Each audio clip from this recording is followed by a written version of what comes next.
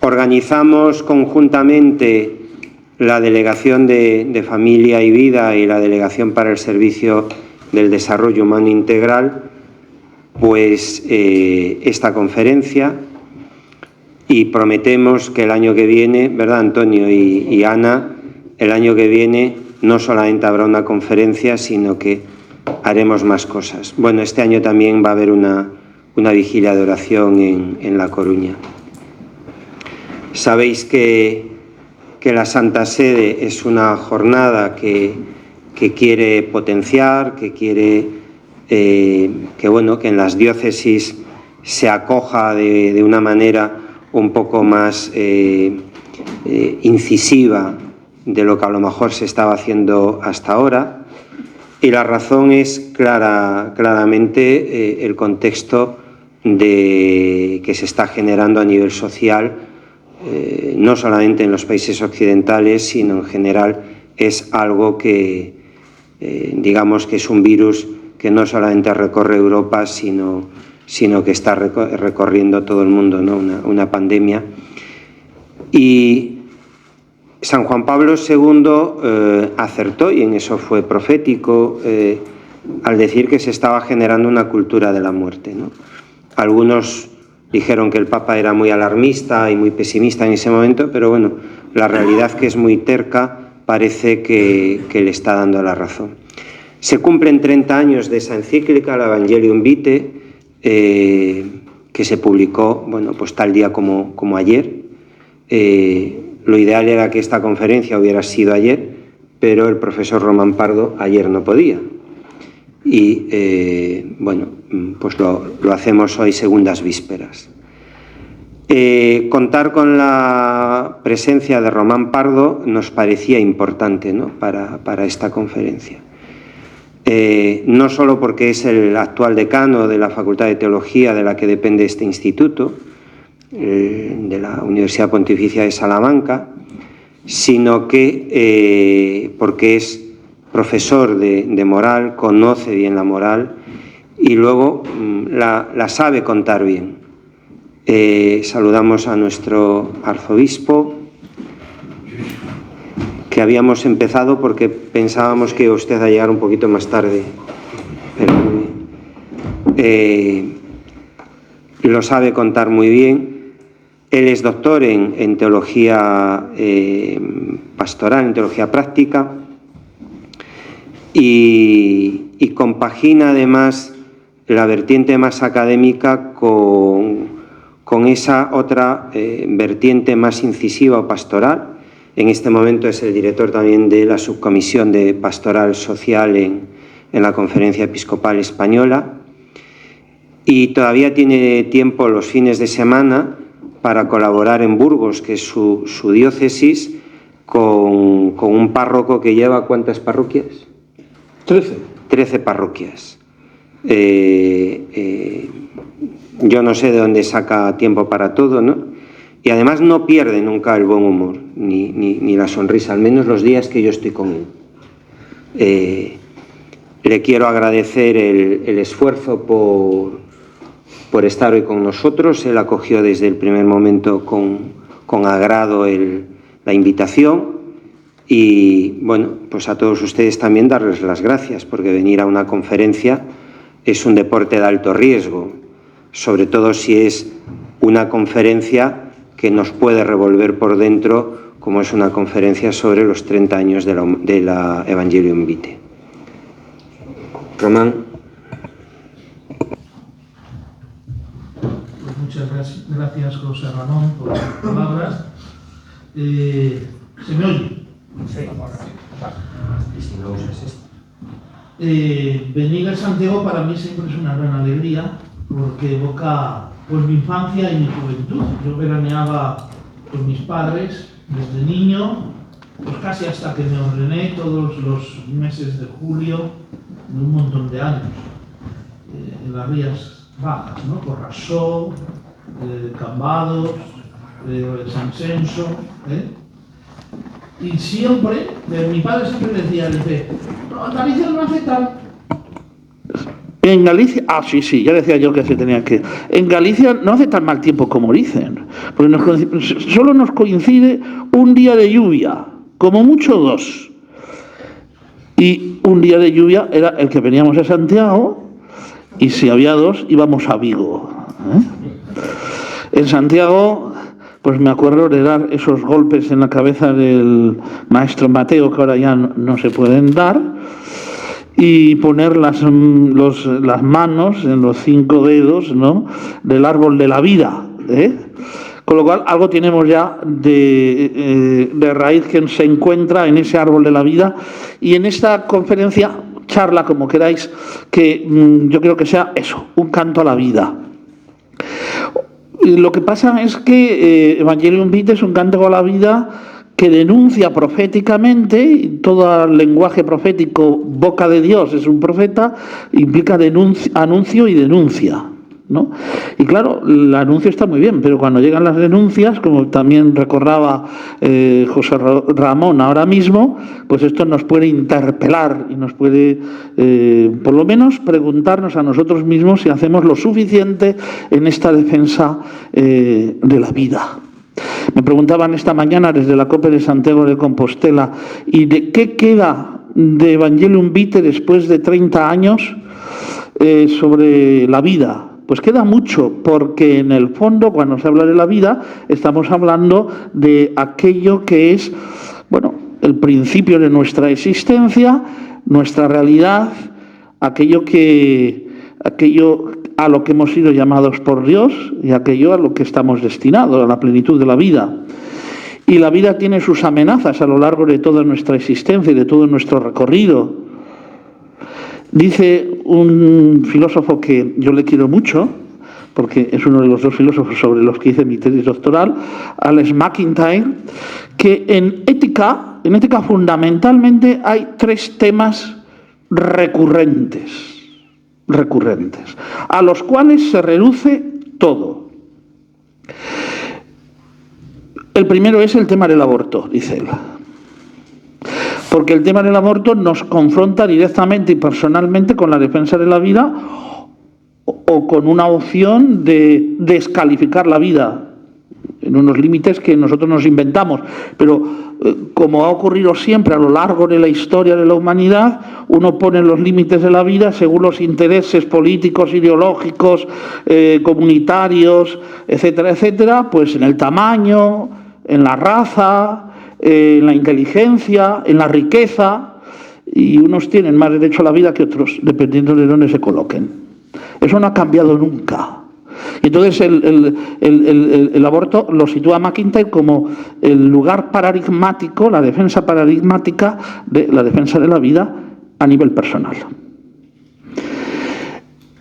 Esto sigue siendo un tema actual, un tema muy actual.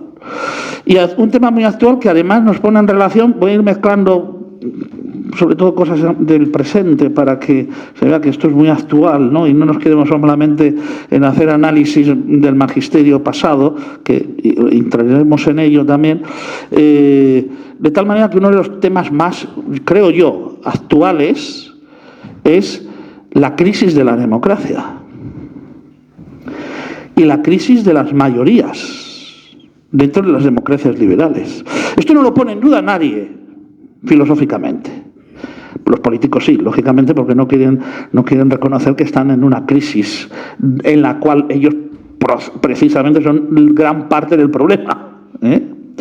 Pero, ¿y por qué digo esto? ¿Y qué tiene que ver relación con esto con el aborto? Mirad, en Estados Unidos hace muy poquito la mayoría de la gente pensaba que el aborto era un derecho constitucional. Y así estaba reconocido. A día de hoy, en Estados Unidos, las encuestas nos dicen que hay mayoría de gente que piensa que el aborto es algo negativo.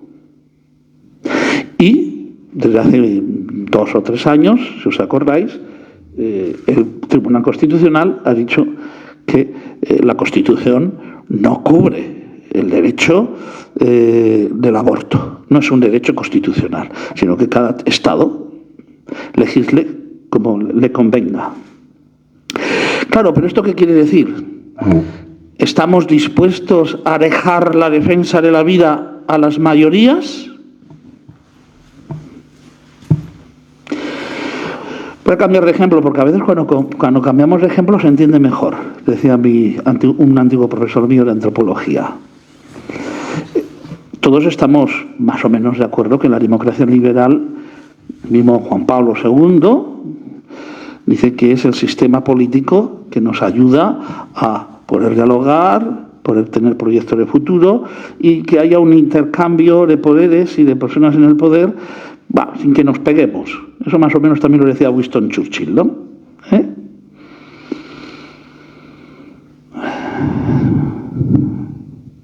Si esto es así, si la democracia esto nos lo permite, estamos dispuestos, y reconocemos esto, también reconoceremos que los derechos humanos de 1948 son derechos en un contexto de democracia liberal.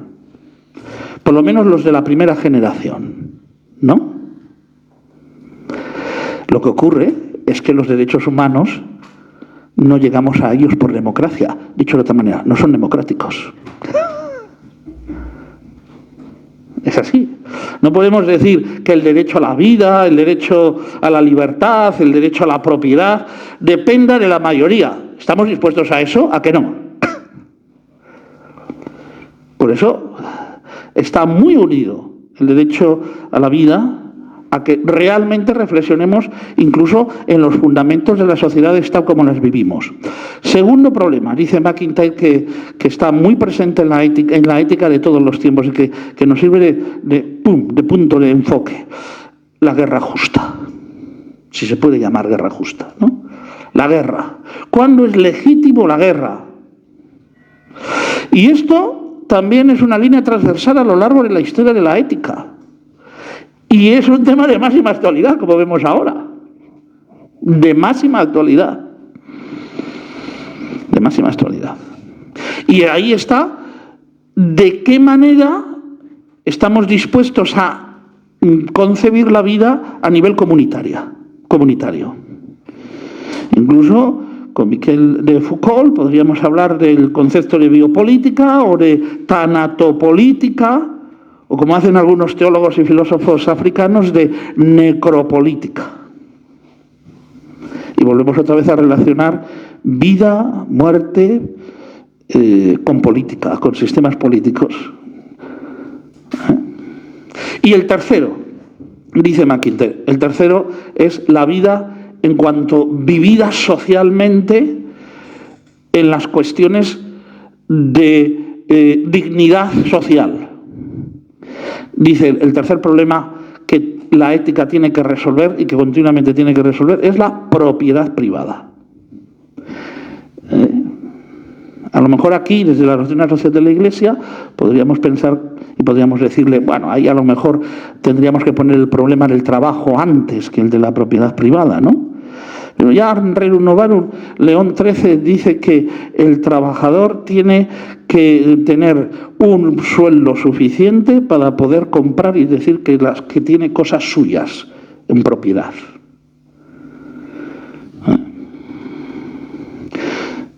Y fijaos, esto es importante y esto es reivindicativo dentro del mensaje cristiano, que aunque él no lo diga textualmente, sí que lo vislumbra y lo anuncia. Luego Pío XI en 40º año sí que lo dice: el salario tiene que ser familiar. Y ahora os pregunto, ¿nuestros salarios son familiares?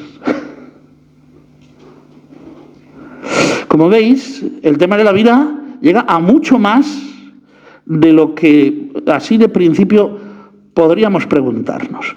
Y posiblemente uno de los problemas que tiene Evangelium Vitae es que enfocó el problema de la vida a tres problemas fundamentales, que son fundamentales, a tres focos, de los que ella hizo tres declaraciones solemnes, pero sería un error reducir Evangelium Vitae a esas tres declaraciones solemnes, que es no a la muerte de cualquier ser humano, no al aborto deliberado, no a la eutanasia directa.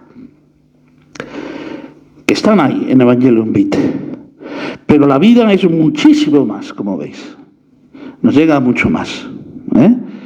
Por eso dice McIntyre, el mismo autor, lleva sin votar en Estados Unidos desde hace 20 años. Él vive en Estados Unidos y dice, no puedo votar a los republicanos, perdón, él empieza con los demócratas, no puedo votar a los demócratas porque no me aseguran el derecho a la vida desde el momento de la fecundación hasta la muerte natural. Dice, pero no puedo votar a los republicanos actuales porque no me reconocen los derechos sociales ni me los aseguran, del trabajo, del sueldo, del bienestar, etcétera, etcétera, etcétera.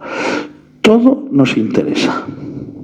Como he dicho que quería enfocarlo desde el futuro y desde el presente, intentaré al final hablar del nuevo horizonte que se abre desde Dignitas Infinita, de la Congregación para la Doctrina de la Fe.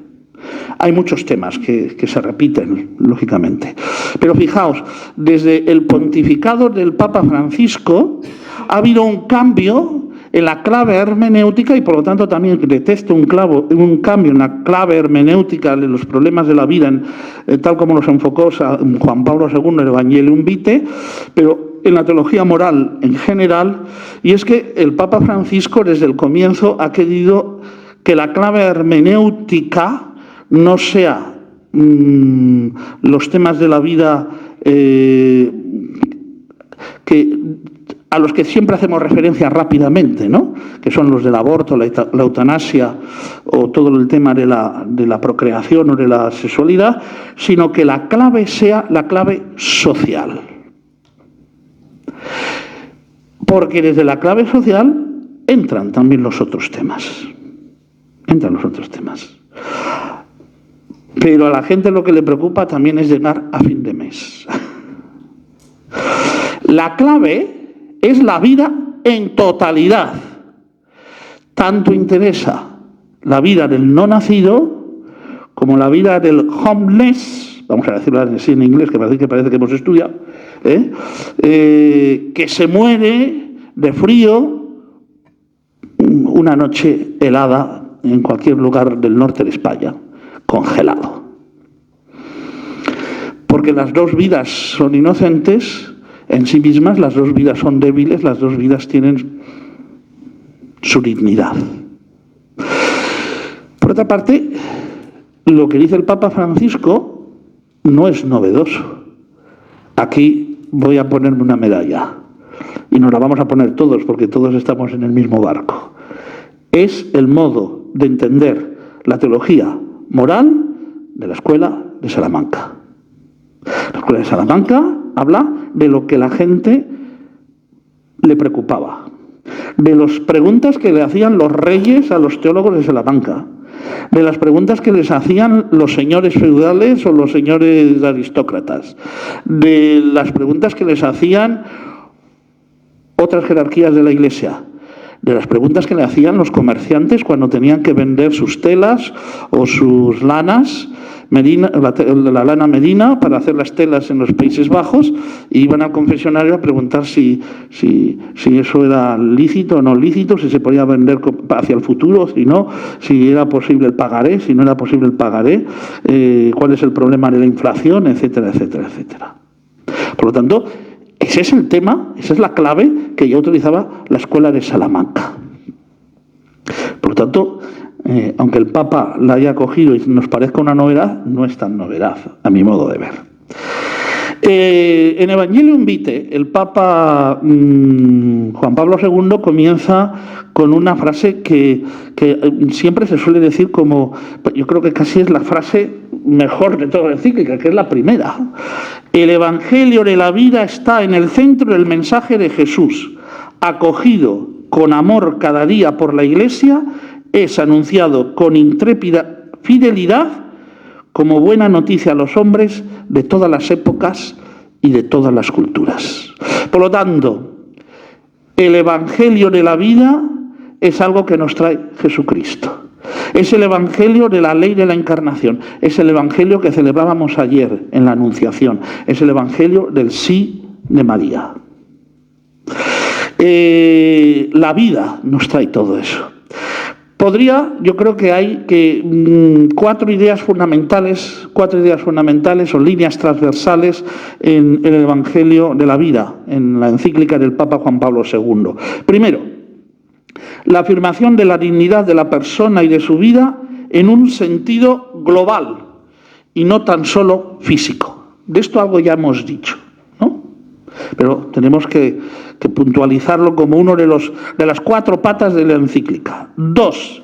La consideración de la vida humana en cuanto creada y amada por Dios y abierta al encuentro definitivo con Dios. Por lo tanto, en un sentido también escatológico. Es una encíclica desde una perspectiva teológica, que por otra parte, para un teólogo, significa decir que es la mejor clave para entender la realidad. No somos una voz entre las demás voces en la plaza pública, como diría John Rawls, sino que la teología es el fundamento de toda la realidad. O a lo mejor, si no nos lo creemos, es que no somos teólogos, somos otra cosa. 3. El deseo de fundar la defensa de la vida sobre la razón humana y sobre la palabra de Dios. Es una encíclica donde está muy presente y aparece varias veces el concepto de ley natural. 4. La especial solemnidad de la defensa de la vida y las condenas contra los atentados modernos que la amenazan. Atentados modernos que hay que entenderlos hace 30 años y que fundamentalmente son 3. El primero, globalmente, la construcción de una estructura de cultura de la muerte en la cual poquito a poco la vida humana vale cada vez menos y sin darnos cuenta, admitiendo el aborto y la eutanasia, al final, poco a poco, todos somos eliminables. Son 3 condenas. La primera es la del homicidio, la del asesinato, la de la muerte del ser humano querida y voluntariamente buscada. Pero eso se va entretejiendo también con la cultura del aborto, la cultura de la eutanasia. Y claro, poco a poco, esto implica filosofías como el transhumanismo, que tiene como brazo instrumental eso que nos da mucho miedo, que es la inteligencia artificial. Pero no nos tiene que dar miedo la inteligencia artificial, lo que nos tiene que dar miedo es el transhumanismo. Porque los transhumanismos nos dicen, comienzan así: vayámonos preparando, ¿no? Esto es muy apocalíptico. Vayámonos preparando. En el futuro, la inteligencia artificial va a poder ser una amenaza para la raza humana. Podemos desaparecer. Preparémonos. Claro, si ahí ponemos el punto y final, decimos, pues, oye, nos están avisando del peligro, ¿no? ¡Qué bien! Pero es que sigue, punto y aparte. Y lo mejor que puede ocurrir es que desaparezcamos. Amigo, ese es otro problema. Ya estamos en otra película. Estamos en otro... Lo mejor que le puede ocurrir al ser humano es desaparecer. ¿Y por qué? Porque somos la mayor desgracia que existe en este mundo. Y cuanto antes desaparezcamos y seamos sustituidos por ese transhumanismo que nos va a permitir la inteligencia artificial, pues el mundo va a ser muy feliz y superaremos las enfermedades, los dolores, la muerte, etcétera, etcétera, etcétera, etcétera. Pero cuidado, aquí lo peligroso es el transhumanismo. Por eso digo que la cultura de la muerte se va entretejiendo de cosas que se han ido aceptando y que vamos cogiendo consecuencias. La peor es la del transhumanismo. Otras puede ser pues que Galicia está como Castilla y León, así que me voy a meter con los gallegos, pero me meto también con Castilla y León, ¿no? En eso estamos unidos, somos más hermanos de lo que parece. La demografía nos va muy mal. No tenemos garantizadas las pensiones. Eso es un problema en el que si hiciéramos un cómputo de todos los seres humanos que no han llegado a ser seres humanos nacidos porque han sido abortados, a lo mejor nos estaríamos ahora, si fuéramos un poco simplemente contables, pegándonos contra la pared con la cabeza. ¿O no os parece? Os quedáis así como diciendo... Claro, pero ¿y cuánta gente por el aborto? Puede ser que nuestros tataranietos nos digan que éramos unos picapiedra. Digan, menuda cabeza dura que eran estos tíos, ¿no? Que mataron su propio futuro. Y esto es muy grave. En Estados Unidos, los economistas de Estados Unidos están diciendo, aquí, como han venido los del Teologado de Ávila, hay mucha gente que es joven, pero el otro día lo decía en una charla sobre la esperanza en Salamanca y se quedaban todos así. Digo, los economistas en Estados Unidos están empezando a decir que hay una guerra ya latente, escondida, soterrada, intergeneracional. Algunos dicen, ¿y por qué el Papa dirá tantas veces lo de intergeneracional? Porque detrás de intergeneracional, detrás del concepto intergeneracional, hay muchas cosas, más de la que nos parece. ¿Y en qué consiste esa guerra intergeneracional? Dicen muchos economistas ya norteamericanos. Pues que las generaciones jóvenes están empezando a decir que en el futuro, tal como van las cosas, no van a tener aseguradas las pensiones, que ellos trabajan y cotizan, que pagan, que cobran 1.000 y pico euros, bueno, dólares ahí, y que los jubilados cobran más que ellos. Conclusión, no estoy dispuesto a pagar. El otro día me decía en Burgos un chico, amigo mío, dice, mira, Román, yo trabajo en un restaurante y yo le he dicho al señor del restaurante, a mí págame en B el 30 o el 40%. ¿Por qué? Ganas tú, gano yo, y yo no quiero que me lo quite Hacienda, porque ¿para qué? Si luego no sé, voy a saber si tengo la pensión o el subsidio.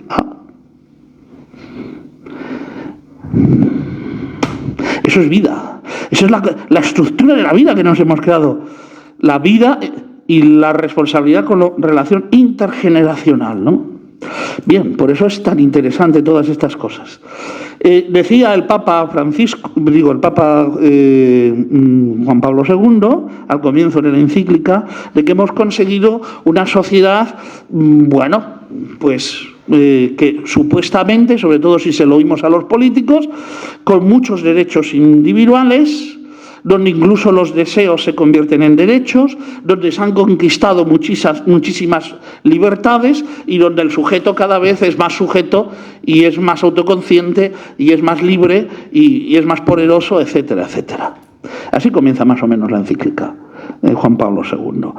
Pero luego dice, el problema es que a la vez se han disociado la verdad de la libertad, el sujeto del objeto, el valor del hecho, el don del dominio, la naturaleza de la persona, y entonces se han ido resquebrajando los fundamentos morales. Claro, dicho esto tan rápido, pues a lo mejor no nos damos cuenta, porque estos son grandes conceptos filosóficos, pero voy a poner un ejemplo. ¿Qué significa que hayamos separado el valor del hecho? Pues hay 4 filósofas mujeres de Oxford, que después de la Segunda Guerra Mundial, Anscombe,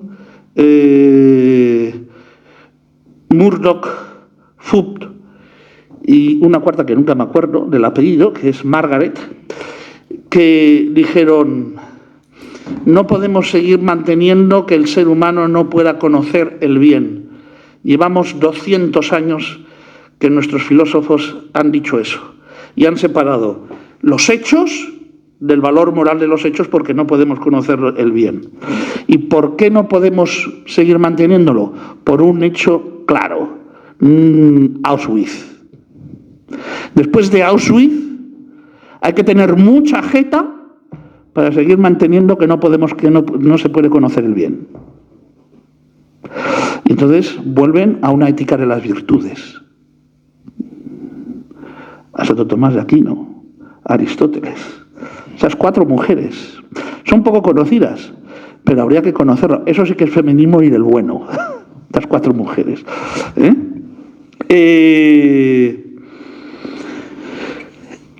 Ese es un poco el panorama que sitúa el Evangelium Vitae. Después de haber hecho ese panorama, dice que la vida humana, desde Jesucristo, es don y evangelio.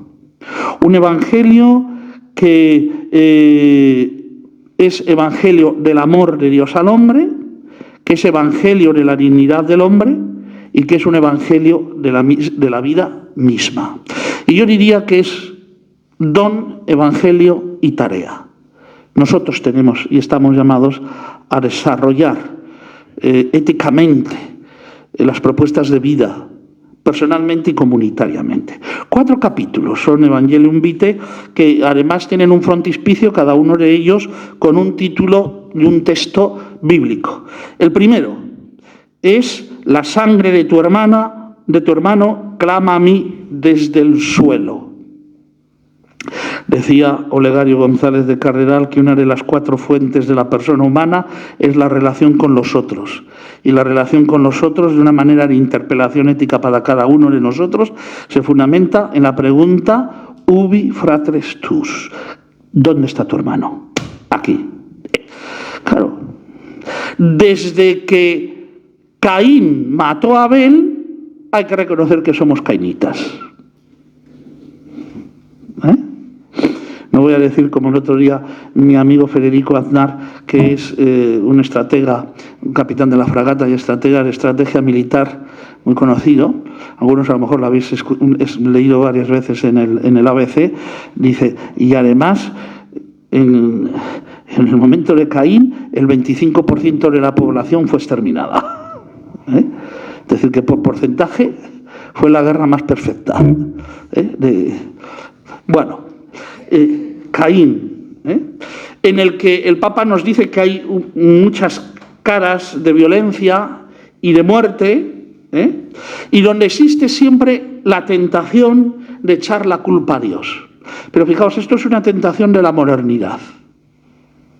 Esta es una tentación de la modernidad y que tiene mucho que ver con el jubileo de la esperanza. Es decir, ¿dónde está Dios cuando aparece el dolor, la muerte, la violencia?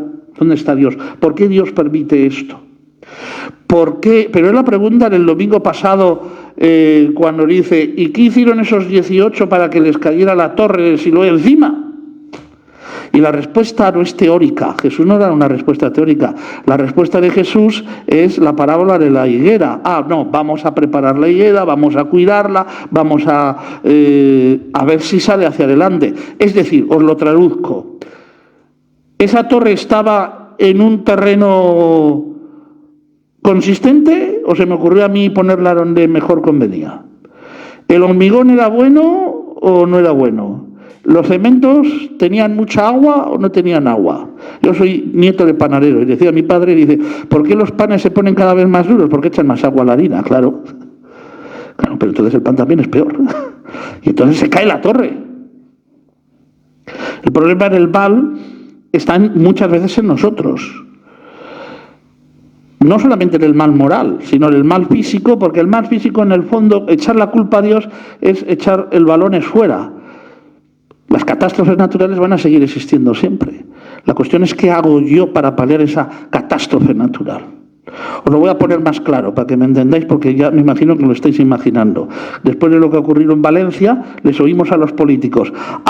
Pues este estaba merendando, el otro estaba cenando, el otro no quería avisar porque no sé qué, el otro el teléfono le tenía apagado. Oye, ¿y cuántos muertos hay? Pues no sé qué. Oye, ¿y cuánto nos va a costar esto? ¿Cuánto nos va a costar? Tal cual. ¿Y cuántos habéis escuchado de los políticos que digan, bueno, vamos a empezar a hacer un proyecto para que esto no vuelva a ocurrir y a gastarnos para que haya una buena limpieza de los cauces, etcétera, etcétera, etcétera? Aparte de que está politizado, ideologizado, pero no vamos a entrar más en eso. Pero en el fondo, ya solamente les falta decir a los políticos, ¿y dónde estaba Dios? En la Edad Media no se hacían esta pregunta. Ni tampoco los fariseos que se acercaron a Jesús le dijeron dónde estaba Dios, sino que decían, ¿quién habrá pecado, no? Bien, en este mismo primer capítulo ya anuncia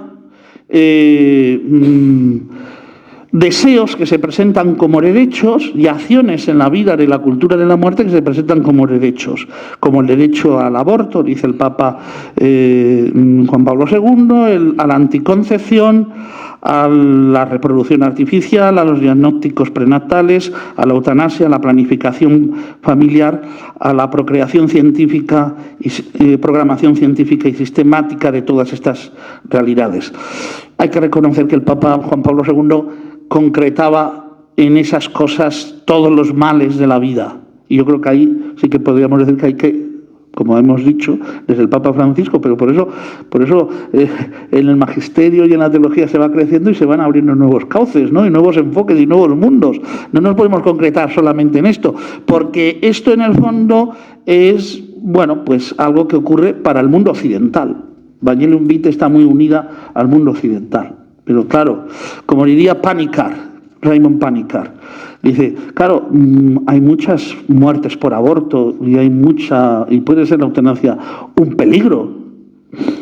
Pero cuánta gente se muere de hambre, cuánta gente se muere en las guerras, cuánta gente es esclavizada, cuánta gente es manipulada, cuánta gente es tratada como... ¿Ah? El problema de la vida es mucho más grande, que es una de las cosas que quiero transmitiros. Porque pensar solamente en el aborto o en la eutanasia es un problema occidental, es un problema nuestro, de legislación. No vaya a ser como me decía una misionera hace muchos años. Dice, yo voy de misión al África, dice, cuando era lo del SIDA, ¿no? Y todo esto, dicen... Vienen los problemas, dice, no, hay que hacer planificación y tal, que utilicen preservativos, que no sé qué, no sé cuántos. Nadie les hace caso. ¿Por qué? ¿Para qué? Si me voy a morir tanto del SIDA como sin el SIDA antes de tiempo, comparado con los occidentales, quiero decir. Me voy a morir joven, la diferencia va a ser igual. Entonces, hay que ser un poco... Estamos en una realidad mucho más universal. En ese primer capítulo también habla sobre la guerra y sobre la pena de muerte. Y clama contra la pena de muerte.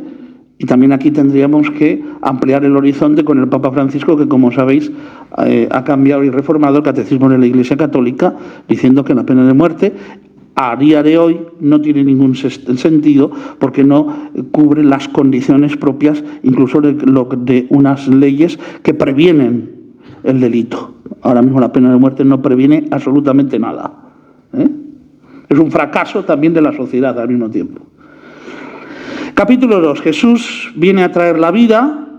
Sí que en ese capítulo el Papa nos habla de la pobreza y de cómo tenemos que aplicar la misericordia, y desde Pablo VI, podríamos recordar, cita Pablo VI, pero me hubiera gustado que en Pablo VI pudiera haber dicho, como dijo a los campesinos colombianos en una famosa homilía, que el pobre es un sacramento de salvación. Por lo tanto, cuando estamos haciendo las obras de misericordia, lo sabemos bien, estamos consiguiendo, forjando nuestra salvación. En ese mismo capítulo habla de ecología. Es un tema que algunas veces achacamos siempre al Papa Francisco, ¿no? Pero que ya estaba en los papas y está en el Papa Juan Pablo II. Sí que es verdad que es una ecología que después de enseguida termina en eso que es el concepto de ecología humana, de tal manera que se habla del cuidado de la creación y de la naturaleza y rápidamente se redirige a las cuestiones de ecología humana, que son nuevamente el aborto, la anticoncepción, en eso alguna vez se le ha criticado un poquito al Papa Juan Pablo II, ¿no? Que era un poco en eso como Paco Umbral, he venido a hablar de lo mío. Y he venido a hablar de mi libro. Bien, pero lo digo pues por contextualizar. Y así llegamos al capítulo 3. El capítulo 3 Bueno, no he dicho cuál es la frase del capítulo 2, la bíblica. He venido para que tengan vida, que es Jesús, lógicamente. Y el tercero es no matarás. Ese no matarás como un absoluto moral. Ese concepto que viene en Veritatis Splendor para los moralistas, de que hay acciones que bajo ninguna circunstancia se pueden realizar. Sobre todo si en esa acción concreta yo tengo además la intención directa de provocar ese hecho que es intrínsecamente malo en sí. Matar al inocente. Yo quiero matar al inocente. Y no se puede matar al inocente bajo ninguna circunstancia, siempre que se quiera además matar al inocente y se acepte matar al inocente. Incluso aunque demos razones de cálculos previstos que nos hacen parecernos a Maquiavelo. El fin justifica los medios. Es posible que si tiramos la bomba atómica en Hiroshima y Nagasaki, la guerra se termine y haya menos muertes. Conclusión, tiramos la bomba. ¿Pero eso es ético? Bueno, pues desde la postura de la teología moral católica, no. Entre otras cosas, porque si se reduce la cosa a las consecuencias previstas, al final siempre uno es un mago y termina justificando lo que le apetece y hace que el cálculo salga a su favor, ¿no? Por lo tanto, hay cosas que no se pueden hacer bajo ninguna circunstancia, ¿eh? Sobre todo cuando está y donde se implica la intención de hacerlas. En ese sentido, es claro las tres declaraciones solemnes que voy a subrayar, donde se nota además, para que no haya ninguna duda, donde ponemos el subrayado para decir que eso es algo que desde una filosofía realista de la virtud, de la vida, pues no sería justificable. Estamos en el número 57 de la encíclica y dice, por tanto, son solemnes. Algunos también criticaron este estilo de Juan Pablo II en estas tres declaraciones, ¿no? Pero hay que verlo desde la postura de decir, vamos a subrayar los peligros que están ahora acuciantes para nosotros.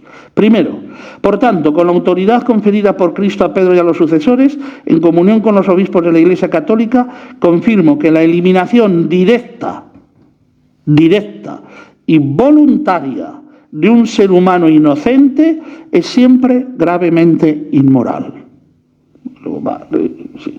Daros cuenta que he subrayado directa y voluntaria. Segunda, el aborto, que está en el número 62.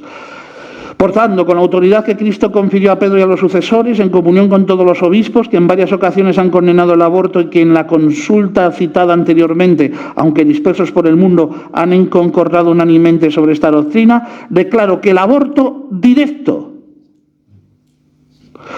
es decir, querido como fin o como medio, es siempre un desorden moral grave. Lo he subrayado.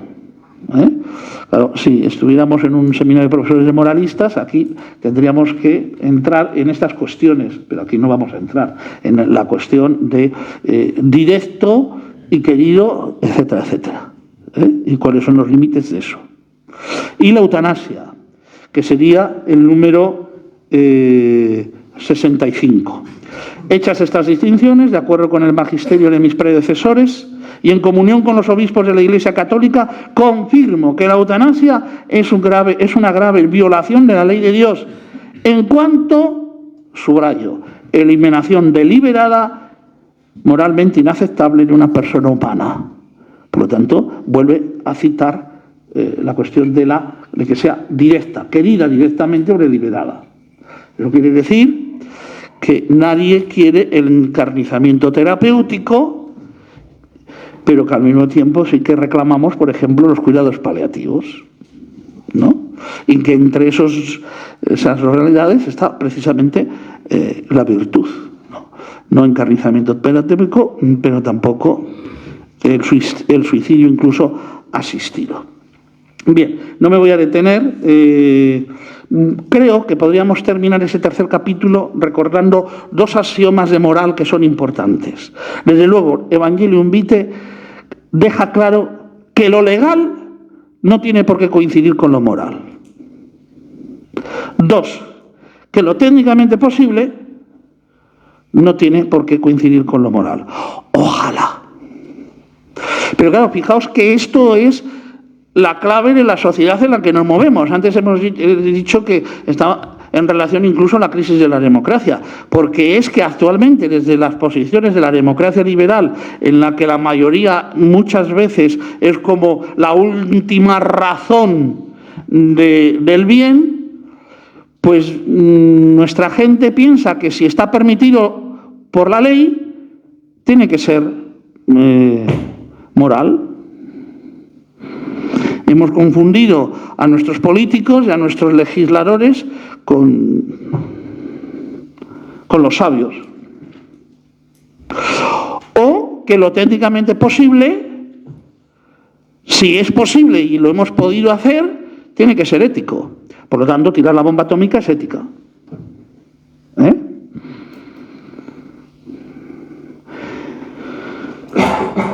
Y si en un futuro pues la inteligencia artificial nos lleva a derroteros antihumanos, será porque se puedan hacer. Por lo tanto, dos axiomas fundamentales que creo que están patentes en este tercer capítulo. Lo legal no tiene por qué coincidir con lo moral, ojalá coincida, y lo técnicamente posible no siempre es moral. El cuarto capítulo hace referencia a mí me lo hicisteis, por lo tanto a las obras de misericordia y a Mateo 25.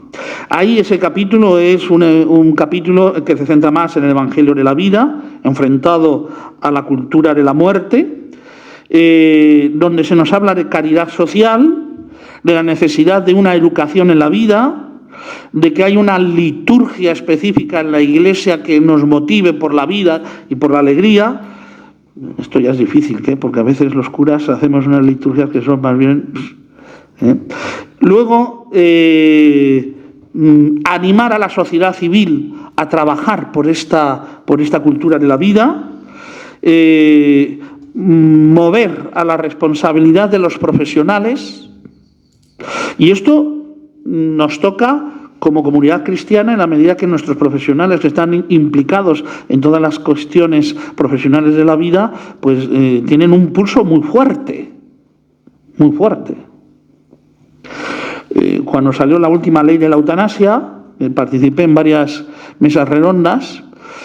Lo que estaba claro es que la preocupación que había por los legisladores, y lanzaron a todos, es decir, yo todas las mesas redondas, los que estábamos en contra de la ley, si había 6 en la mesa, éramos 2, o sea, éramos 4 contra 2, Ese era el porcentaje, más o menos. Luego salías y las enfermeras y los médicos te decían, muy bien, si todos pensamos como usted, pero aquí no podemos hablar. Pero uno de los miedos que tenían los legisladores, claro, por lo menos eso es lo que he deducido yo, es que no se produjera con la ley de la eutanasia lo que se produjo con la ley del aborto. Y es que los objetores de conciencia, también Evangelium Vitae anima a la objeción de conciencia el Papa Juan Pablo II, los objetores de conciencia no sean tantos que sea difícil aplicar el aborto, que es algo que es realmente difícil.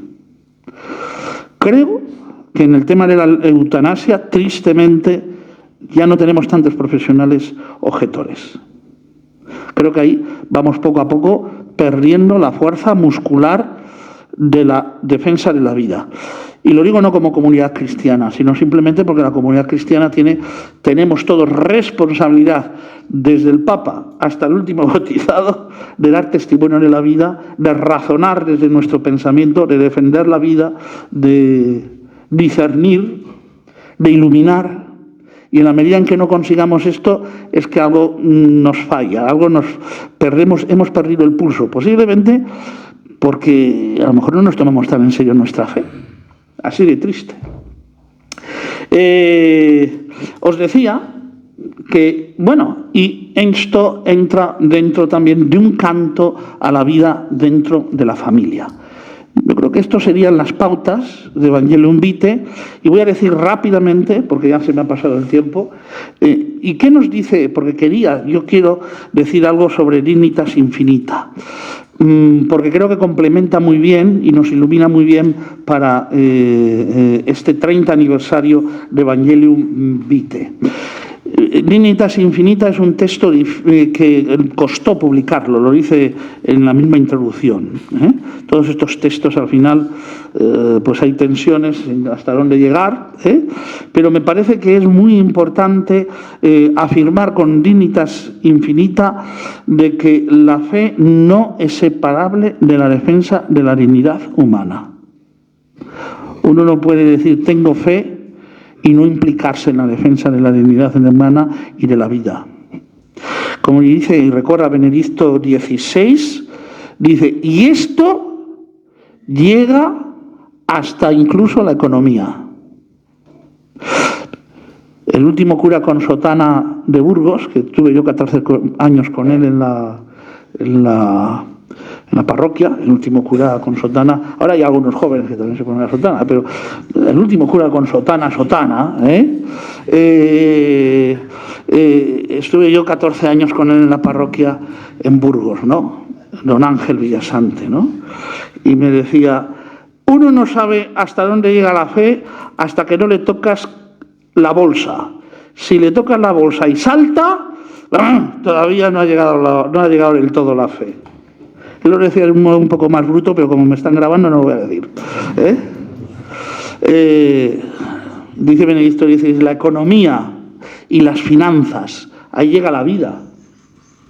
Y se habla de 4 dignidades: la dignidad ontológica, la dignidad moral, la dignidad social y la dignidad existencial, que es promover también una vida que sea alegre, llena de paz, de concordia, de cierta utopía. El cristiano tiene una esperanza que va más allá de las utopías de este mundo, pero porque es una utopía realizable fundamentada en Cristo Jesús resucitado. Si no nos creemos esto, si no buscamos los puentes que van de la fe a lo práctico. Y Dignitas Infinita nos habla de unas violaciones contra la vida y subraya violaciones contra la vida que no están tan subrayadas en Evangelium Vitae. Han pasado 30 años, ¿no? Algunas de ellas las enraiza incluso en Gaudium et Spes, porque como he dicho, en esto el ser humano no ha cambiado tanto. Claro, está las amenazas contra la vida que implican la pobreza, la guerra, la trata de personas. Dentro de la trata de personas, el comercio de órganos,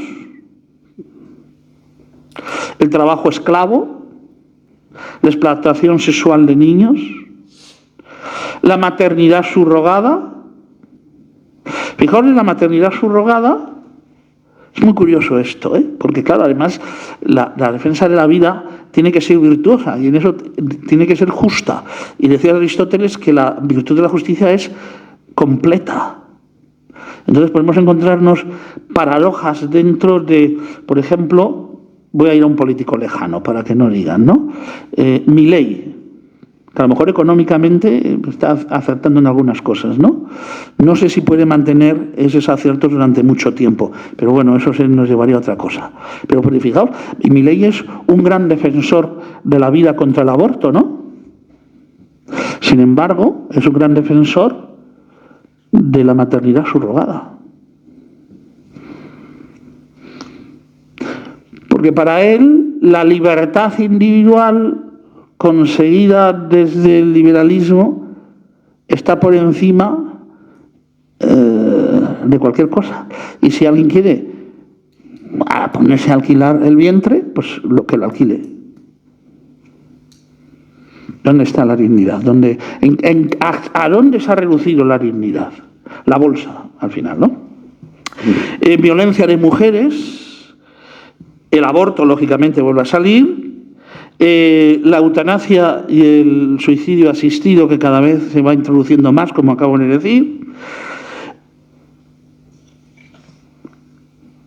el descarte de los discapacitados,